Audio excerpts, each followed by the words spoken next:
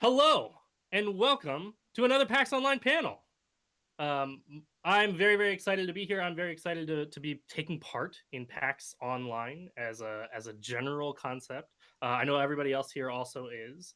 And before we jump in and start introducing people, welcome to Collaborative Homebrew 101. And what we're going to do is we're going to create an entire world for your Dungeons and Dragons game that you can use. You can feel free to steal this. I'm giving you permission. You can steal this world from us. We do not own it. We are just helping to create it all together. And I am very excited to be making that together. So my name is Adam Johns. I'm one of the executive directors of the nonprofit Game to Grow. We're an organization based out of the Seattle area that uses games of all kinds, but especially role-playing games to help kids and teens build social skills using the game itself. So we're very excited. We run groups of almost 100 kids and teens a week, helping them to build social skills, become more confident and creative and capable using games. And aside from telling you about Game to Grow, I'm also going to pass this on over to some of our other panelists and find out what they're all about. Obo, why don't you take it away? Sure. I'm Lauren Urban. I'm the community manager for D&D Beyond. I will be playing my Twitter handle of Obo today to make life easy. I am so excited to be here. Oh, hey guys. I am Cicero Holmes, aka Stubby Stan on Twitter. I won't be playing Cicero or Stubby Stan on Twitter today or here today. But in the essence of being together with everyone else, my name is now Lordam. So you're the bridge. You're the yes, gap. I am the bridge. I am bringing everything together. So I am neither Lauren or Adam on this panel. So there you go. You're the true Voltron. Right. Yeah. You get to be the head. Yes. Yeah. Perfect. I am the Black Lion. Lauren. I'm the other Lauren. I also go by RandomTuesday on the internet. You can refer to me by any of those words. I will probably respond. I am a creative producer at Magic Gathering with Wizards of the Coast. Wizards of the Coast, whatever. I make magic. And I also stream and I make cosplays, and that's what this nonsense is behind me.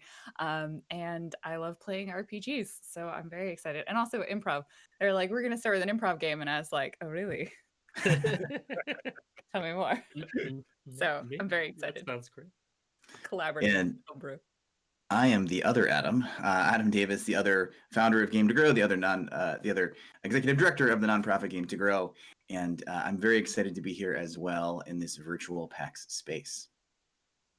So this kind of raises a lot of interesting questions. Why we decided to do this panel? Why bother making a collaboratively homebrewed world? Why not just pick one of the very, very many wonderful worlds that are out there for your enjoyment and all the amazing material that's out there, or just have the game master just create their own world? And to answer that question, I'm going to pass it right back to Adam Davis. There you go. So, you're almost a weatherman. I'm so close. I'm so close. By the end of this panel, it'll be second nature. You'll know Right. exactly where to point all the time. Everything else in your life will be completely off kilter. This is like when you wear glasses that make the world look upside down. You just gotta give it a couple of days, and then everything right sides up. Your brain will just start switching it for you. Yeah. Exactly. So those of you out there in the interwebs who are game masters probably have had this experience before, where you have meticulously studied someone else's module, or you have worked so tirelessly to build your very own adventure, your world. You've meticulously made all of your NPCs and every little place in the world, and you're so excited about your adventure that you're sharing with your players, and then the first thing they want to do is kill everyone, steal things, and sleep in alleyways because they don't really care about your adventure. And that can be so discouraging for a lot of game masters to have put all this effort in and then not have the players want to do this. This is oftentimes what we refer to as the Murderhobo phenomenon. And there's nothing inherently wrong with murder hoboing in the game of Dungeons and Dragons, I should say. In the real world, please don't. But in as a game master, one of the main reasons that this phenomenon happens is because your players don't really care about your story. You're not sharing your story with them, you're guiding them through your story. So one of the best ways that we have found at Game to Grow is in all of the 11 or 12 or 13 groups a week that we currently run, all of them are created for those players. So we use a very specific method of collaboratively building the world, but also collaboratively building the adventure hooks so that the players actually co-create the story that they're building with each other. It's a lot of the focus on the work that we do is about building a community and helping people feel like their presence matters, that they contribute to something that they get to gain a lot of benefit from as well. So we have developed this model of building a map and then building the adventure hook itself that the players can then co-create that story together.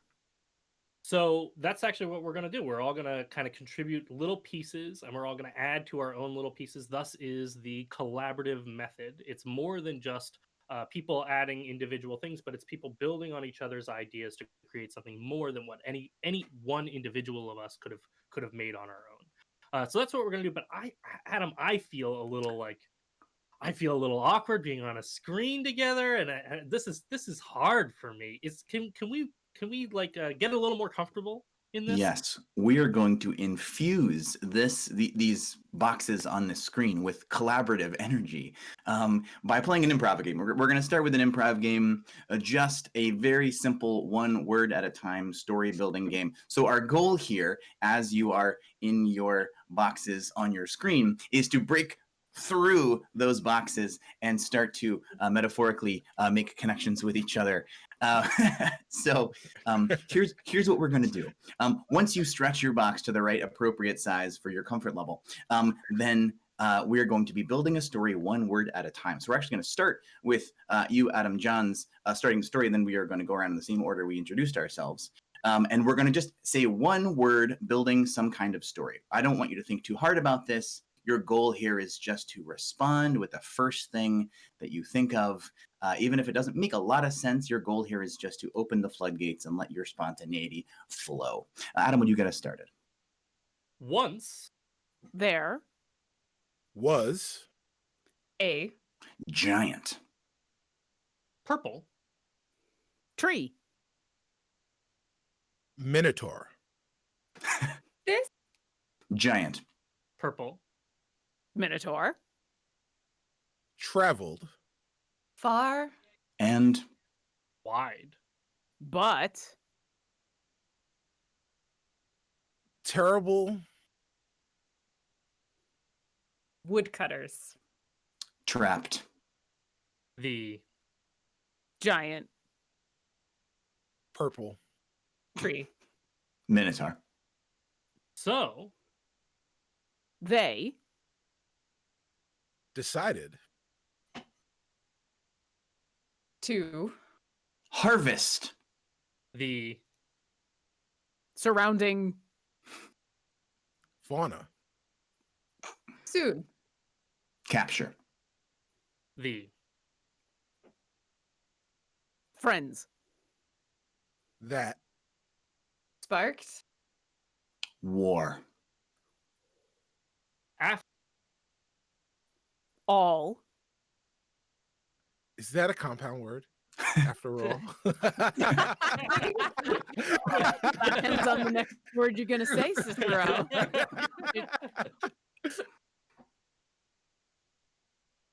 Depended. On Friendship. to Save.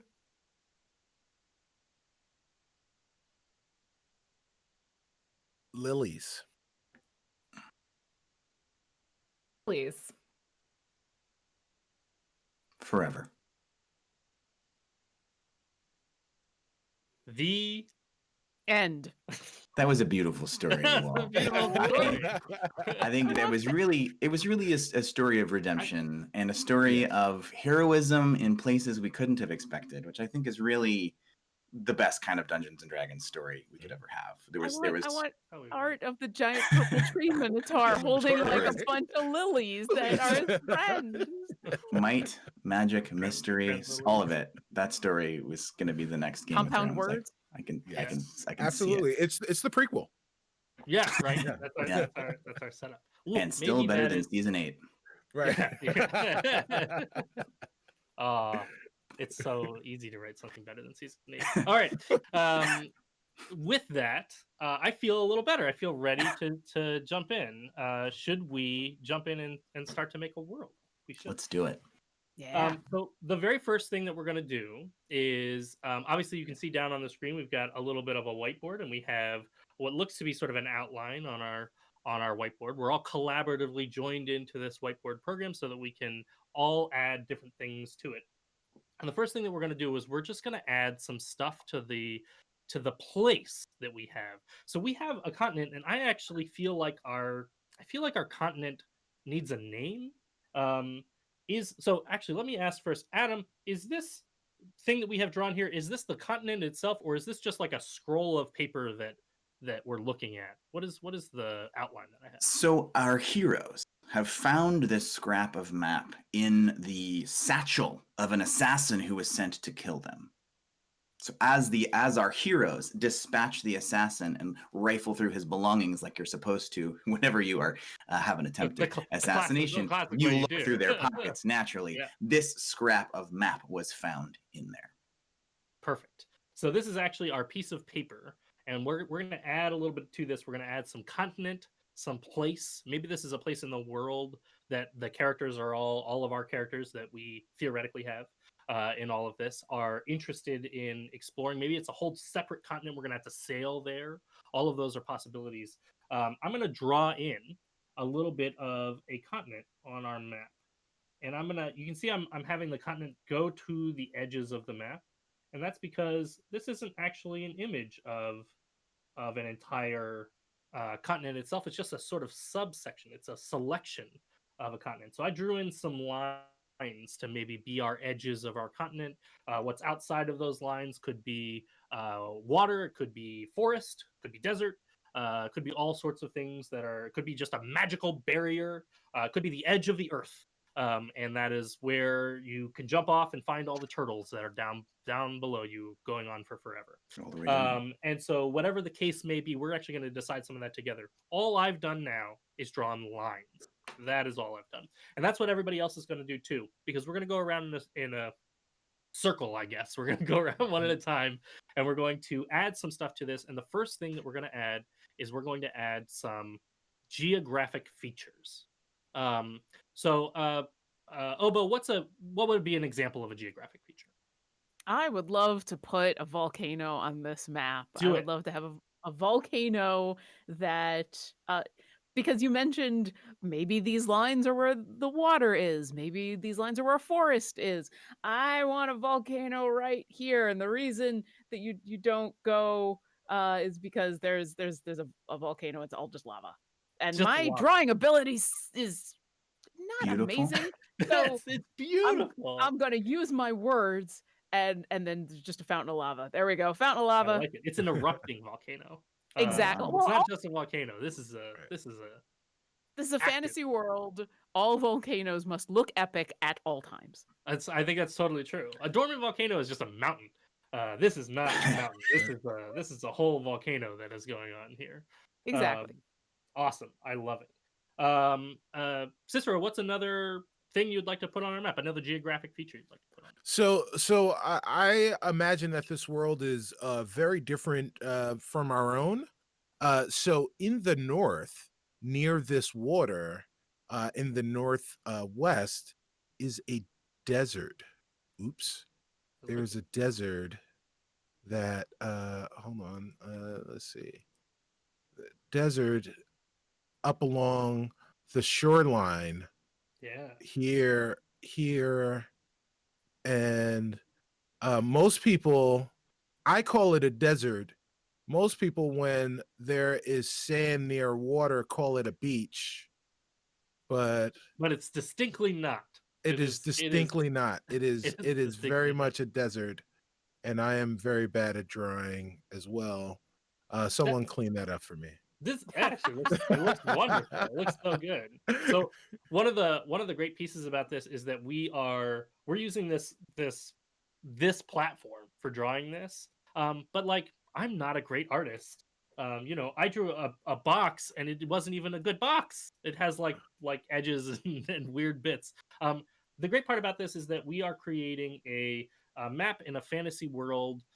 This map could have been drawn by somebody who is not a map maker, or it could just be that we are imagining all the pieces of it, right? Maybe the map is highly detailed and beautifully created by somebody else other than us, and that's okay too. The great thing about Dungeons and Dragons, about role-playing games, is that we can extend our imagination to include all of those things.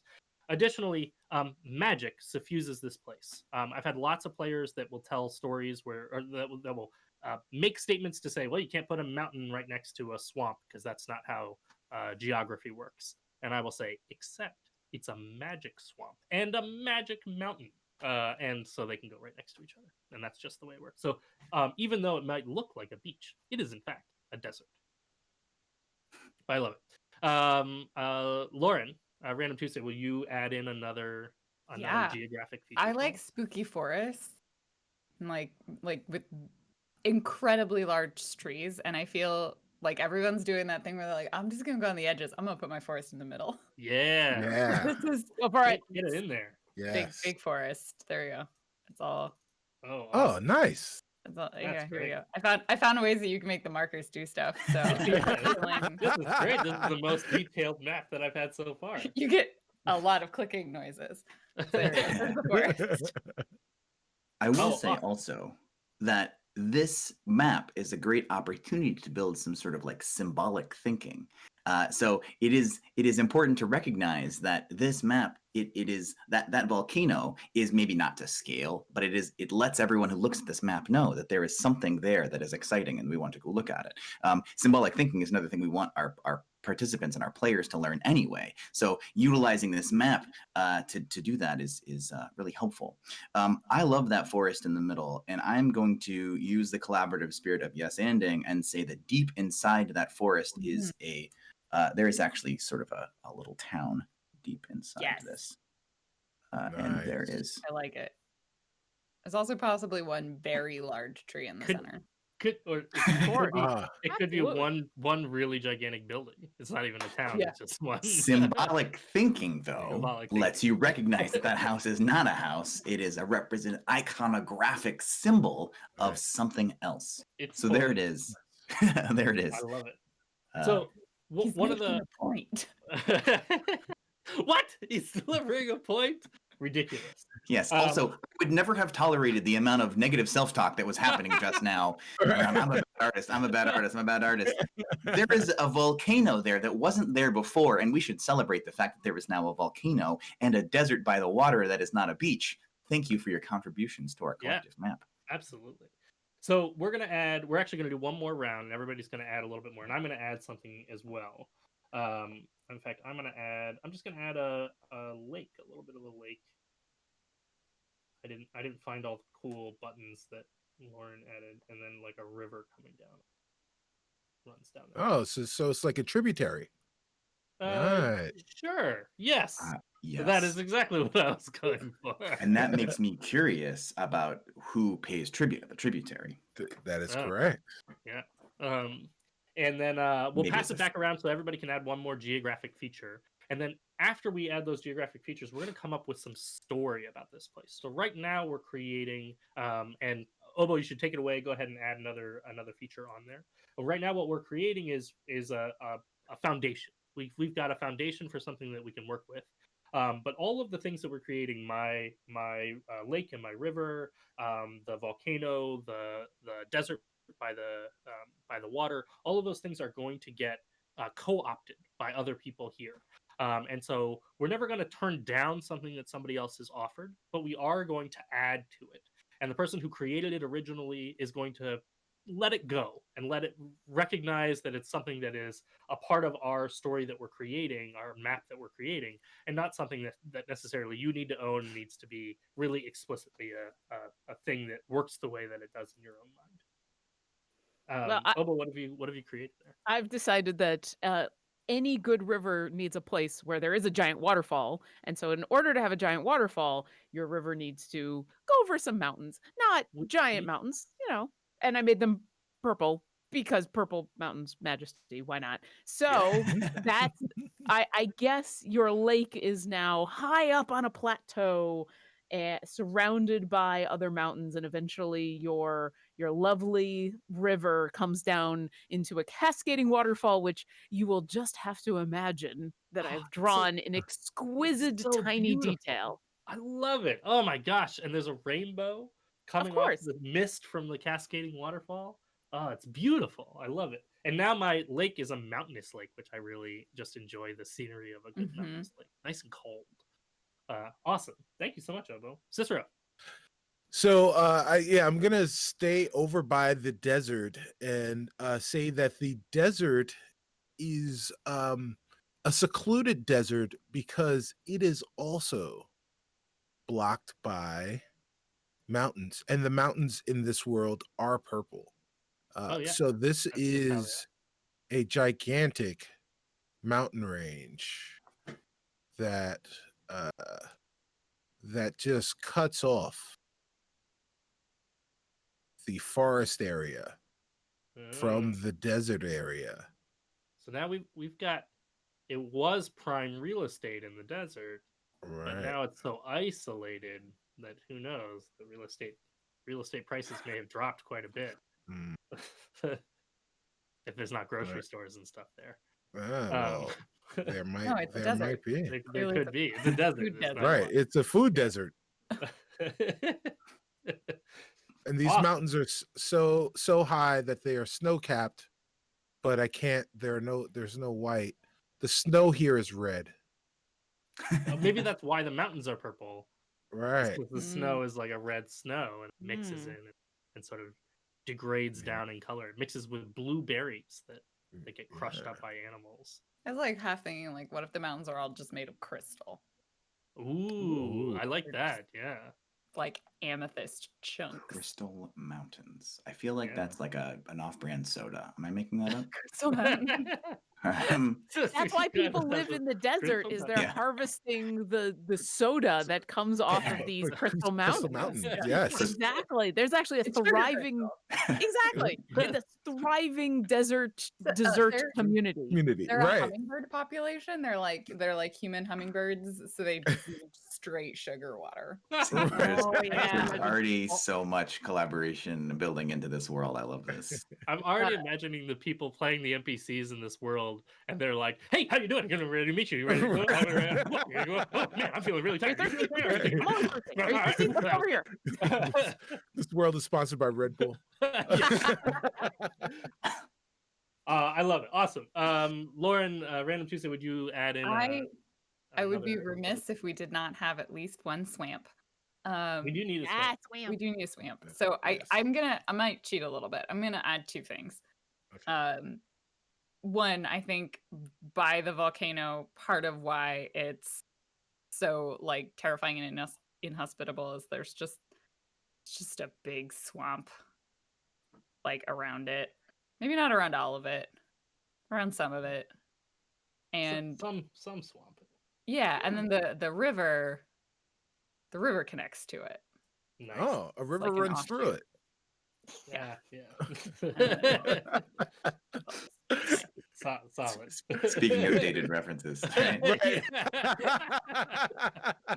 This does mean that this constantly exploding volcano is shrouded in mist as the heat from the volcano and it makes the swamp all like steamy, Yes. but it also means like the swamp water is both brackish because it's a good word and I like it, but also slightly acidic because it's just like spewing sulfur into it. Right. So I imagine it's like that. There's like this lake somewhere that just has a bunch of dead animal skeletons in it because it's like so acidic. Like the animals get into it and then they just dissolve. So it's just like but the vegetation like a there must salt. be Oh, there's The like Spectacular. mushrooms yeah. are enormous Mhm. and in like a variety of colors, and they kind of they have a way of moving around, so they're almost ambulatory, so that they can they've eaten everything over here, and now they're gonna and move over Is- there. Oh, they're like Is tumbleweeds this, or whatever. is that this just the Mushroom slowly Kingdom? shift. Did we make the Mushroom Kingdom? Yeah, Is Super Mario gonna be around? I think there needs to be a plumber to Right. make sure that the swamp Always. stays where Mhm. it is and Do, doesn't do, get do, do, do, do. fucked up. This is a legally Uh, distinct map. Yeah. That's great. Any similarity to persons, fantasy or otherwise that may Right. exist is All right. purely Purely coincidental. coincident. Yeah. Yep. Yeah, This is Well, a I- mushroom land. Yes. totally. fungal land. Yeah, Fungal. fungal land. Fungal land. Fungal. It's got a Fungal theme land. park in the middle of it. Yeah. Welcome to Fungal Land. Please wear so far shoes. we've got living mushrooms and hummingbird people. So Yeah. We're on a great start. I'm liking this Yeah, so yeah. far. We're off to really.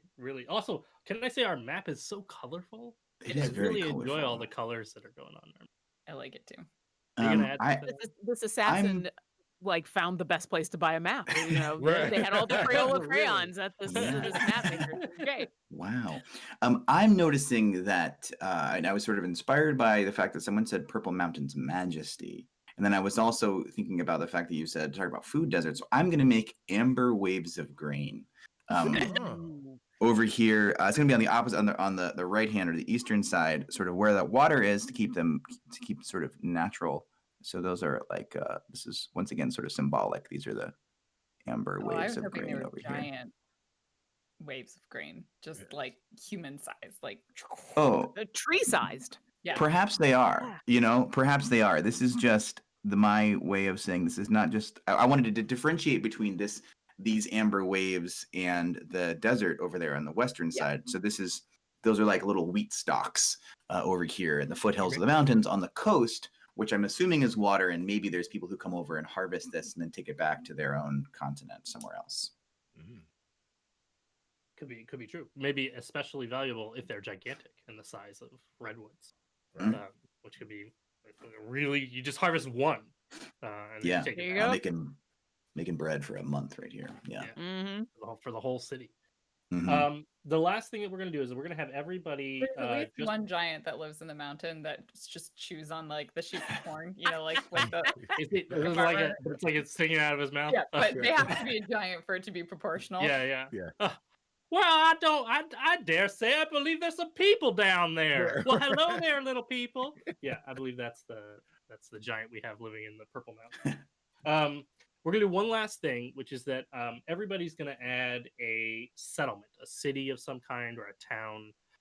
You can represent this with as Davis has already done, with a house that you draw somewhere, and it's representative. It's not necessarily just a giant house, but it could be representative of a city or a town. Or you can just put a dot, or you can put a circle with a star inside of it, which is sometimes how cities are represented.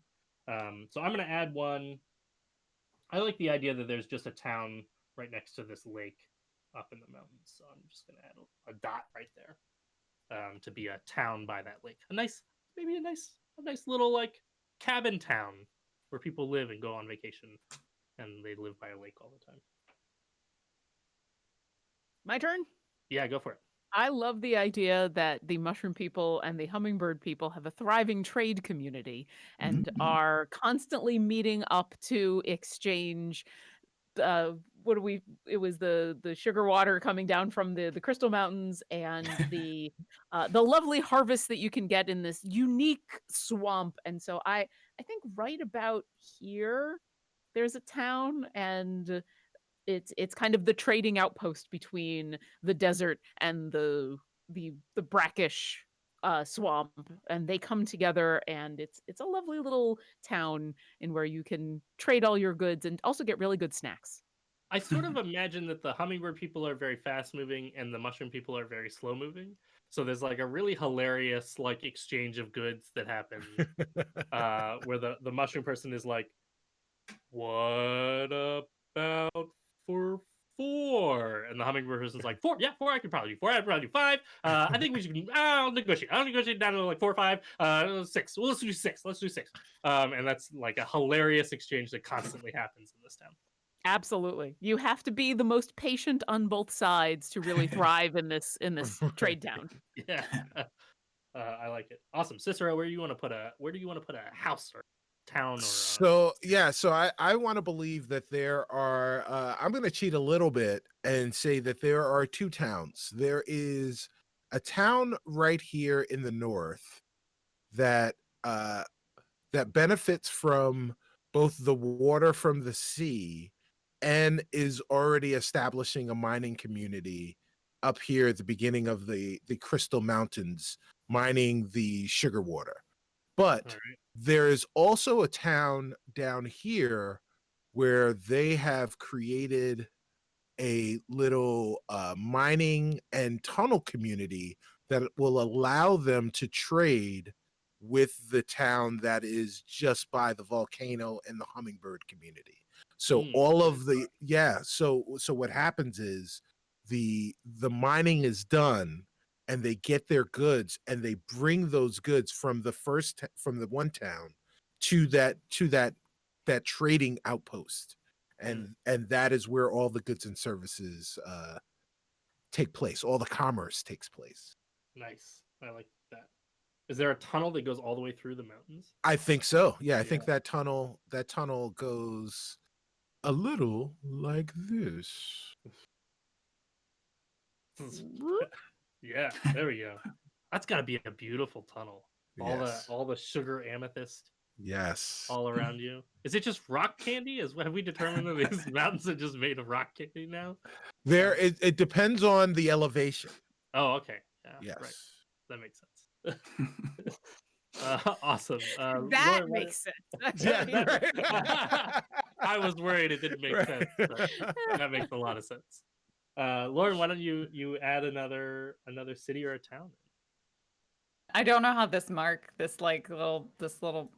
that was not what I meant to do, but that little mark I think there. that was my pinky knuckle. I'm gonna yes and it. I'm gonna yes That's and great. it. This is now going to be this is a bustling metropolis. And it is so big, it like crosses the river several times. Oh, nice. Yeah.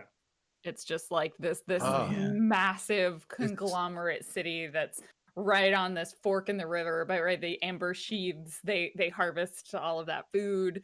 It's this big old candy metropolis. Not the twins, but the triplets. Yeah. There you go. Yeah. That's yeah. awesome. I Tri-Cities, picture it like that's Venice. not a Yes. thing, right? No.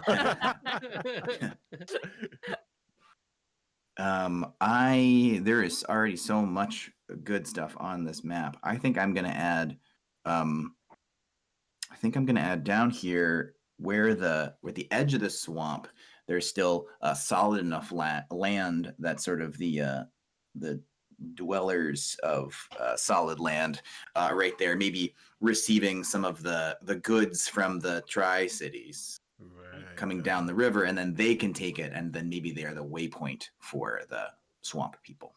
Nice. There you go. I do enjoy that we had a lot of logic behind the geographic location of our cities. Important trade routes for our Candy Mountain sugar water, weird mushrooms. Right. I mean, it's gotta tie together. If I've got the Right. entire Candy Mountain and weird mushrooms, like obviously they're trading with each other. Yeah. I just enjoy where we were like, yes, no, the logic of this is very sound. Well, the world is not logical, but the inhabitants must be, right? Yeah, Right. well, it's Oh, got to yeah. make sense for them, right? Gotta come together. Awesome. So now what we're gonna do, we've already got a pretty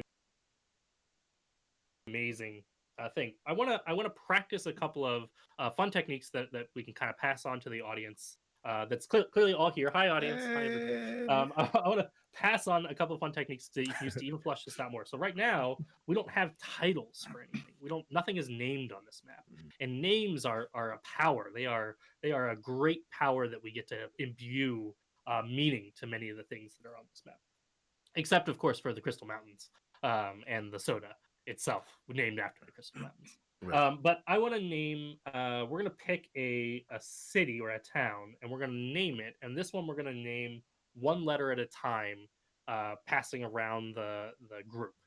So I'm gonna start us off. I think we're gonna name the really big city, the one that's stretching over all these rivers.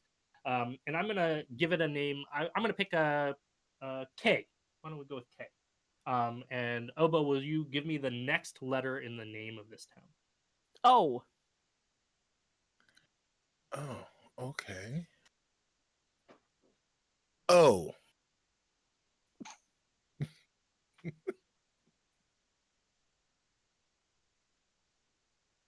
L?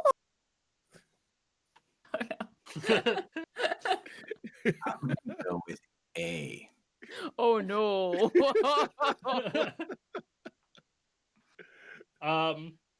I think that's it. I think that's the name of our town. How would you say this name? Kula. Oh, Kool-Aid. Kool-Aid. Accent. Oh, Oh, okay. accent. Kool-Aid. I feel Accent like the if it's Kool-Aid, good. it needs an apostrophe between the L and the A. Yeah. Yeah, Yes. yeah, yeah. Yeah, yeah. Yeah. Kool-Aid. Kool-Aid. Perfect. It's Canadian. Kool-Aid. It just started out as people being like, this town cool, eh? Kool-Aid, Kool-Aid. right? So we have the town, or I guess great city of Kool-Aid. And then we're also going to create something. We could zoom in. Obviously, this is a huge city. It's got tons of stores and tons of places to stay. It's got a whole kingdom. But why don't we just create one thing that exists in the town? We're going to create an inn or a tavern, a place you might stay in the town. And for naming this inn, we're going to take a couple of concepts. How about Obo? Will you give me an animal? Any So kind of animal. I've been wanting to go back to our purple tree minotaur that we created at the beginning. I've been looking at that center tree village there, but Oh, since yeah. we're talking, I think our purple tree minotaur has come out to Kool-Aid and set up an inn, and so I'm gonna go. I don't know if this counts as an animal, but I'm gonna go with a minotaur. Sure, why not? That sounds great. It's a minotaur. And then Cicero, what is a color? We could totally go with purple. And I mean, really yeah, dig into the concept. it is definitely on brand for this panel. So yeah, purple. You can come up with like a variation of purple, like violet or lavender. Mauve. Oh, Mauve. lavender. Lavender. Oh, Lavender. wait. There you go. Yeah, let's. Oh no, Mauve Minotaur. Oh, the alliteration the there is really alliteration good. is Yeah, pretty Yeah, I was good. gonna say that really Yeah. that satisfies me. Yes, Alliteration is The always mauve- top notch. The mauve Absolutely. The minotaur. Mauve Minotaur. And so now we have the name. This is the inn, maybe a famous inn within Kool-Aid. But we also need now normally in Game to Grow games, we don't have any alcohol in our games. Everybody just drinks soup from mugs. But in this particular case, we're going to add a famous drink that you get in the Mauve Minotaur. Lauren, Random Tuesday, what is a famous drink that you get in the Mauve Minotaur? Oh, I have to name the whole drink. You can name half the drink and then pass it to Adam if you'd like. Well, we had the suggestion of lavender, but I feel like lavender part of me's like lavender drank. But maybe I mean, there is a that lavender lavender tea. gimlet. I don't know. Ooh. Gimlet's a good Oh. word. Gimlet, I don't gimlet. actually know what a gimlet is. It's an adult thing, right? right. I think one of the great things. I think one of the great things about this is like you can name a drink pretty much anything, and like it can totally be a drink. So we have the lavender gimlet. Yeah, it's and named for the Adam, great gimlet right? who founded the I'm lavender imagining fields. somehow the mug is really cool or something. Adam, what is this lavender gimlet served in? It is served in like a very small, like stemware glass that comes with a very wide. It's very aromatic, right? Lavender is very aromatic, so you want to have a lot of surface area. So it's like a plate on top of a very thin stemware. So you have to like. It's like a whole plate. You have to hold Right. up Yeah. and sit that. Yeah. And then You you finally created get a to trough. These are Yeah. Right. the yes. Minotaur, of course, would drink out of a trough. So trough. this Right. is just Correct. a fancy And- version. The servers who serve these, because they're just liquid on a plate, they have to be perfectly agile and dexterous. Otherwise, it splashes everywhere. Oh, So yeah. it's a phenomenon. You get that lavender Gimlet, and then man, it is like a show and a drink at the same time. Maybe the purple minotaur is particularly dexterous and particularly capable, which is why this drink sort of came about. It's for the show of it. Right. You bring it out and show. I can carry 4 of these, which I can't even conceptualize how you would carry 4 of them. 2 on your Yeah, horns. He's a giant. You put 2 on the horns and then you carry Yeah. 2. Perfect. So now we have a little bit of story. We have a little bit of idea for this. And now what we're going to do, we could totally run with this, right? This is a whole world. I could easily make up an idea for this world. And as Adam said before, the whole concept behind this is that we're really making a world that's interesting for you as players to explore. Because you've helped to create it, I know that you're interested in it. And so if I dump you in the middle of Kool-Aid, I know that you are not going to go, all right, I want to burn everything down, because you want to explore Kool-Aid. You want to see, you want to go, well, I mean, maybe you want to burn it down, but you want to burn it down while exploring it. You want to see what's going on. But it's not enough that we do just this. We're actually going to do something a little bit more, and that is we're going to create a story hook. We know that this world exists now, but we don't know what's going on in the world. And this is where we come to the rumor system. So the rumor system is a technique that I came up with a bunch of friends and that we've been using in Game to Grow groups for years and years. And the rumor system is a way to create story hooks generated by your players and also voted on by your players, so that you can jump in and do a plot line that you know your players are interested in. It stems from the same idea of helping your players to be motivated in the plot line that you're working on, that you're all experiencing, that you all helped collaborate together. So the way the rumor system works is this. We're all going to create a rumor about things in our world. The rumor has to contain 3 parts. The rumor is a thing that is happening in a place and a reason why we care. So the thing usually is a bad thing. Often of times it's, someone's army is attacking someone else, or there's a terrible thing that's happened in this place, or some people have gone missing, or something was stolen. That's usually something to think. But it could be, if you want to get creative with it, it could be all sorts of other things. You could say the people in the Mushroom Kingdom or the Mushroom Land and the people from the Crystal Mountains suddenly can't communicate with each other. So it is, I guess, a bad thing because it's the communication that's going on, but it doesn't mean that people are dying or anything like that. It just means their trade has halted. So you can come up with all sorts of different pieces. The second one is a place. You can see in the rumor that I just created about the 2 kingdoms, the 2 towns trading with each other. We have a specific place where that is probably going to be happening, which is the trade post in between those 2 places. And this is also a great moment where you can name one of these cities, or you can name one of the things. You could name the forest if you wanted to.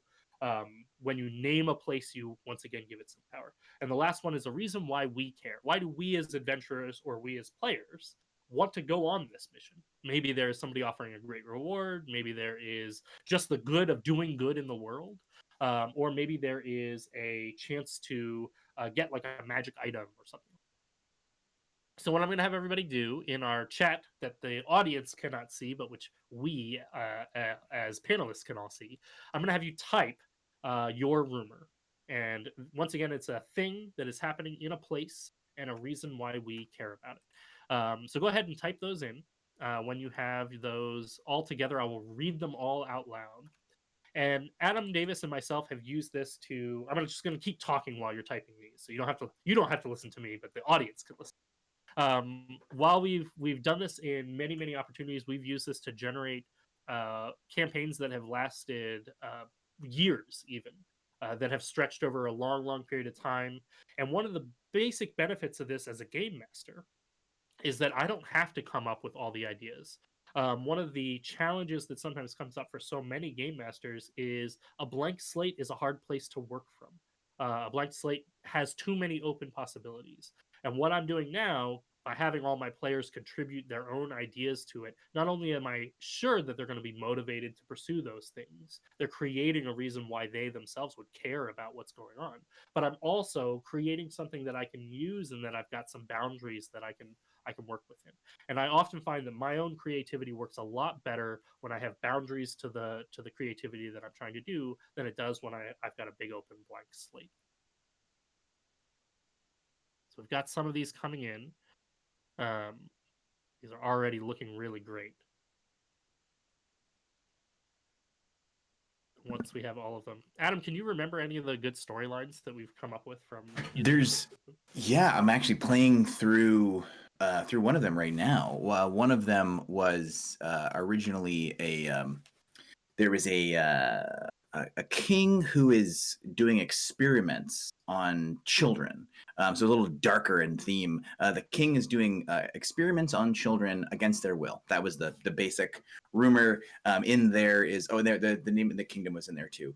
And the obviously the reason why we care is because they're children, and so it didn't need to be made explicit. The children are being experimented on by an evil king, and that's was a hook that then. We'll talk a little bit more about the next steps of the rumor process, but like that built and became a whole kingdom we've explored, a whole deeper relationship with like the 9 hells and all of these things. It's all built into the fact that this king was a simple rumor of a king doing experiments against their will turned into there is students at the sorcery school being abducted, that there's like blood magic happening with summoning of devils and demons and turning them into flesh golems. It's like really exciting plot that all came from the players themselves. Perfect. So we have our rumors. So I'm going to read them all off, and then we're going to vote on which one. If you're theoretical characters, you could use a character that maybe you actually play in a campaign, but a theoretical character otherwise might want to pursue. So I'm going to read these off. We have the trees in the great forest Ashta are disappearing. Leaders in Kule are offering a reward for finding the missing trees. Awesome. We got a thing that's happening. We got a place where it's happening, and we've got a reason why we care.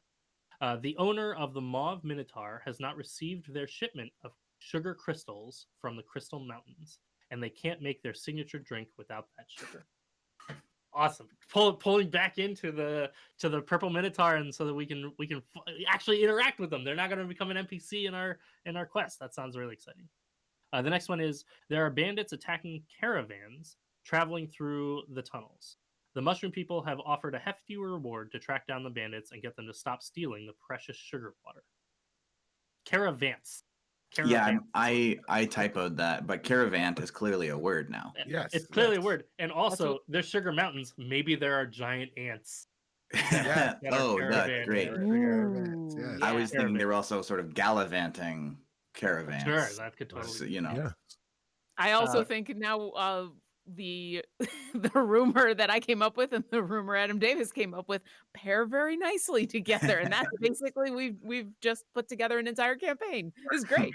I love it. And one of the things that we can do, we're going to vote as players on these rumors, but we can make all of these things true. Functionally, this is all happening in the world, and we can pursue down one story path, and maybe it will tie in with other rumors that we create, or we can pursue down one and then finish that whole story and then be like, yeah, but I really liked that other rumor also. Let's go down that story as well, and investigate everything that's been happening there. So our last rumor is the forest was once the capital of this land, but it has fallen under an evil spell. It can only be defeated by traveling into the middle of the forest. It's important to break the evil spell as it creates a direct route from Kule to the Crystal Mountains. And there's an extra bit to that rumor, which is the half-life of the Crystal Mountain sugar is very short. Creating this route through the forest will make drinks even better. So we'll get a lot more delicious sugary stuff if we can really dig in and make this route through the forest work. I'm excited for who's going to bring snacks to our game, because I think thematically we're going to have a lot of sugar. Right. Yeah, I a lot of purple snacks. Do they make purple, right? Like purple drink, like gum. A lot of taro. I'll be that person who brings the healthy stuff, and I'll bring eggplant. Oh, there you go. It's only purple on the outside. Yeah, but sometimes that's all that matters. I want to bring grape grapes. Kool-Aid. Yes. There you go. Yeah. Kool-Aid. Yeah. There you go. Perfect. I'm just going to scratch out the... So what we're going to do is we're going to vote on one of these rumors, and then we're going to build on it a little bit more. Now, normally when we vote, what we would do is there's all sorts of different ways to vote on it. We might have tokens. We might vote blind. Oftentimes when I read off rumors, I will make it clear that you don't know who made what rumor. So sometimes players will play favorites with each other, and I want to make sure that they're voting for the rumor they think is most interesting for the plot line and not the one that their friend made. In this case, I think we can trust that we're all going to vote for whatever seems the most interesting here. So I'll read them off and I'll give them a number, and then in chat you can just vote for whichever number you think is the one that you would want to pursue the most, and we'll do a little bit more building on top of that story. So the other interesting thing about rumors like this for you as a game master is you can see what motivates your players already. So we have a couple of rumors already that are like, stopping caravans or whatever. Like now it's this sort of a combat maybe driven campaign because we're supposed to be stopping people from doing a bad thing, and that's got like a nice little bit of combat sort of built into that. So there's a nice sort of assessment piece to doing this process where you can say if your players make up rumors that are like about political intrigue between the two towns and a peace must be brokered kind of rumor, then lets you know that your player is really motivated by a lot more role play than combat, or they're motivated by gold because like one of those rumors was about a hefty sum of reward being offered. Okay, well now your players are motivated by gold. Well, that's great. You can leave that sort of carrot on the end of the stick to motivate them, keep them from burning things down. They're all super useful aspects. Remember that whatever your players are giving you is all information. So when a player does want to attack things and burn the place down, that might mean that they're really starving for combat, and you need to toss them a combat so that they can dive in and fight some stuff and feel powerful and feel epic. And all of that is good information that you can always use to help create the campaign and the plot line that's going to be the most engaging for the players that you have at the table. So I'll read them down and I'll number them this time. Number 1, the trees in the Great Forest Ashta are disappearing. The leaders in Kool-Aid are offering a reward for finding the missing trees. Number 2, the owner of the Mauve Minotaur has not received their shipment of sugar crystals from the Crystal Mountains, and they can't make their signature drink without that sugar. Number 3, there are bandits attacking caravans traveling through the tunnels. The Mushroom People have offered a hefty reward to track down the bandits and get them to stop stealing the precious sugar water. And number 4, the forest was once the capital of this land, but it has fallen under an evil spell. It can only be defeated by traveling into the middle of this forest. It's important to break the evil spell as it creates a direct route from Kool-Aid to the Crystal Mountains, which will also allow the Crystal Mountain sugar to be much more potent and much more powerful because the Crystal Mountain sugar's half-life is so short. So go ahead and type into chat whichever one you want to vote for. And we'll use that. All right, we have 1 vote for 1, 1 vote for 3, and 2 votes for 4, which means 4 is our winner. Yay! That is the rumor that we're going to do. Now, you might be saying to yourself, I really liked the rumor I voted for. We're not going to get to do that one. Well, I have a nice benefit. What we're going to do now is we're going to create gossip. And gossip is the second phase of rumors. We're going to take that rumor that we created and we're going to add on some extra gossip. Now, all the terms that I'm using here, rumor and gossip, are there for a reason. As the game master, I might find it really restricting if you say, yep, somebody used a computer and hacked into the forest and turned it into a computer forest. And I'm going to be like, I don't want to do that plot and it doesn't really make sense and I'm not sure what to do with that. But what's being created is gossip or rumor, and that means that those have a seed of truth, but are maybe not wholly true. The concept here is that your characters heard this. Maybe someone told them this information. Maybe they heard it while they were passing through a tavern, or they read it on a posting board. And so it might not be all the way true. As we all know, in the world of Dungeons and Dragons, in a fantasy world like this, information is not always as accurate as you want it to be. And so because these are rumors, because these are gossip, I can, as the game master, take a seed of what you're telling me, a seed of what you're giving me, and turn it into the actuality of the plot line that we're going to do. So there will always be some truth in there, but maybe not the whole truth as we've written it. So now we're going to do one last thing with our story, which is that to really make this a hook that everybody's a part of, we're going to create a bit of gossip. And a gossip is a 1-sentence statement that starts with, I heard, or I heard that.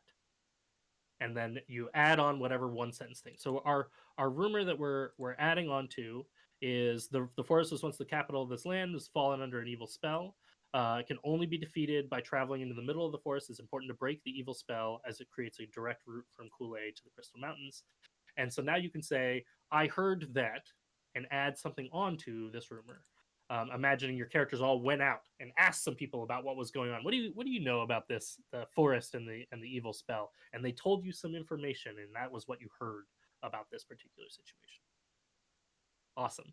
And these ones I'm just going to read as they sort of come in, and we can talk about them. So the first one we have was, I heard that a witch lives in the center of the forest, and she's a sugar fiend. She loves that sugar. I mean, who doesn't? Or maybe hates it.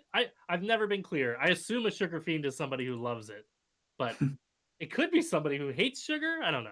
It could be the witch that makes it like a sugar, like a gingerbread house, and lures the children in. The Hansel and Gretel. The Hansel and Gretel witch. Yeah. Does she like sugar? Or she hate it? That's a really philosophical question for a different panel. I kind of have to assume, right? If she liked sugar, wouldn't she have eaten her house already? I don't know. Maybe she has. Maybe this is house mark 2. Oh yeah. Our second piece of gossip is that I heard that the trees in the forest eat people. That's real bad. That makes this forest a really dangerous place to go into. Carnivorous trees. Yeah. I mean, here's the thing. If we consume that, if the people in this world consume as much sugar as we're talking about, I think they're really sugary people. Candyland people. Yeah. I think oh my gosh, I just realized we basically created Candyland. That is totally I'm okay with this. I'm on board with this. Can we continue this, please? Yeah. Yeah. Our next our next piece of gossip is, I heard that many adventurers went to break the spell, but they were never heard from again. Maybe because they were eaten by the tree. Right? Or this witch, apparently. Right. The witch is animating the trees. Oh yeah. I like that a lot. And our last rumor is, I heard that the hummingbird folk are behind the evil spell to keep control over the trade routes. Ooh, so we got a little bit of political intrigue in there as well. Maybe there's something more to the trade between the hummingbird people. Maybe they're trying to break out of always having to eat mushrooms, which I guess is what I assume the mushroom people are trading. I'm not really sure. They're trading themselves? They're trading themselves? Less evolved mushrooms. Non-mobile mushrooms that can't escape their fate. I love how we managed to turn all of these dark.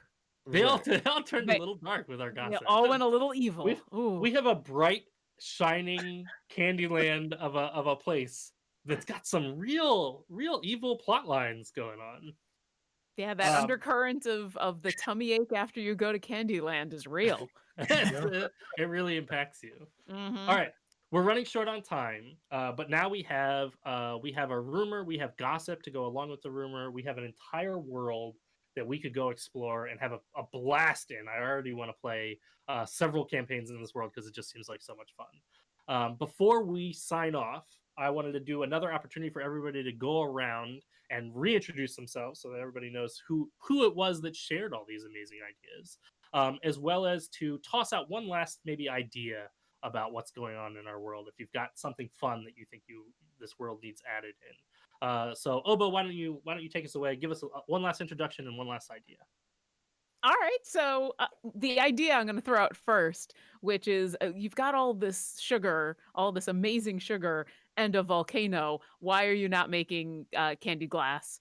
I think there is a thriving community around the volcano that is taking this high quality sugar and making the most epic candy glass sculptures that are edible because it's Candyland.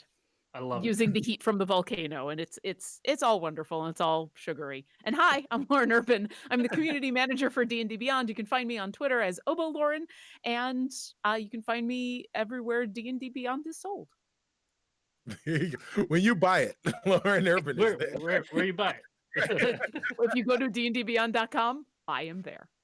Sort of imagine you just like pop up on the browser. Instead of Clippy, yeah, that's horrifying. Instead of Clippy, you get me. Yeah. Hello. I picture like the whoopee when you could do the uppercut in Mortal Kombat. Like, I hear you were interested in homebrewing a world. I can help you with that. Would you like to come over here? We're short on time, and I don't want to get cut off. Let's rapid fire the last names and ideas.